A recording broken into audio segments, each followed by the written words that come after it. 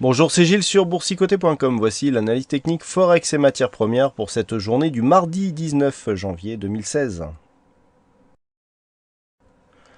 Nous commençons avec cette paire de devises euro-dollar, donc qui reste dans une zone de neutralité, puisqu'on remonte ici sur la partie haute du range, donc toujours définie ici entre la zone des 1,1060 et ici cette zone des 1,0803. Donc on reste ici dans cette zone, donc pas de directionnel pour l'instant. La paire de devises euro-dollar, donc qui pourrait repartir sur un biais baissier sur rupture ici de cette zone de support, ou faire la démonstration d'une conviction haussière réelle au-delà de cette zone ici des 1,1060.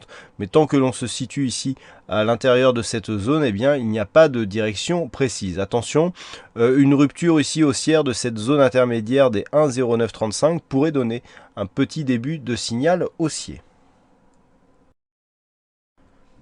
Sur le dollar-yen, on confirme l'orientation baissière, puisque malgré ici ce rebond technique, eh bien on vient buter ici sur une zone des 118,06, donc 118,06 qui était la base ici de cette tendance, donc zone de support qui est en train de se transformer en zone de résistance, ce qui est un signal de poursuite donc du mouvement baissier. Donc dans cette continuité, si on arrive ici à une cassure du précédent point bas, eh bien l'objectif sera tout simplement cette zone des 116,07 qui est une zone majeure sur la tendance moyen-long terme. Donc pour l'instant, on est dans cette dynamique. On voit bien ici la succession de points hauts qui reste baissière.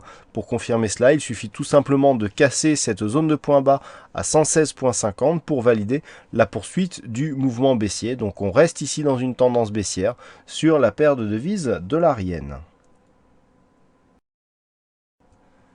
Et enfin sur le gold, là aussi c'est la neutralisation, puisqu'après ici cette attaque du retracement de Fibonacci et de la zone de 1080 $ l'once, eh bien les cours évoluent là aussi dans une zone de neutralité entre ces 1080 $ l'once et la zone ici des 1099. Donc tant que l'on sera dans cette zone, difficile de trouver un directionnel porteur. Donc on est neutre ici sur le court terme sur l'or, dans une tendance moyen terme qui reste plutôt dans une prédominance baissière.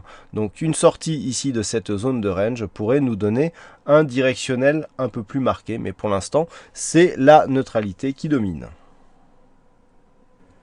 Voilà ce que nous pouvons dire sur cette analyse technique Forex et matières premières. Passez une bonne soirée, bonne chance dans vos prochains trades. On se retrouve dès demain pour d'autres analyses techniques sur le site boursicoté.com. Bonne soirée à tous.